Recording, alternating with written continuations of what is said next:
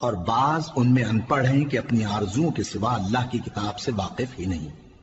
اور وہ صرف اٹکل سے کام لیتے ہیں۔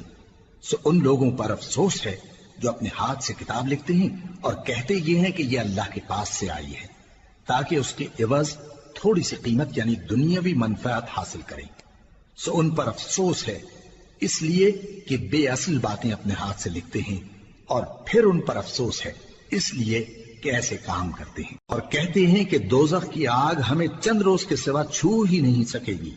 ان سے پوچھو کیا تم نے اللہ سے اقرار لے رکھا ہے کہ اللہ اپنے اقرار کے خلاف نہیں کرے گا، یا تم اللہ کے بارے میں ایسی باتیں کہتے ہو جن کا تمہیں مطلق علم نہیں؟ ہاں کیوں نہیں، جو برے کام کرے اور اس کے گناہ ہر طرف سے اس کو گھیر لیں تو ایسے لوگ دوزخ میں جانے والے ہیں، اور وہ ہمیشہ اس میں جلتے رہیں گے، اور جو ایمان لائیں اور نیک کام کریں وہ جنت کے مالک ہوں گے اور ہمیشہ اس میں عیش کرتے رہیں گے۔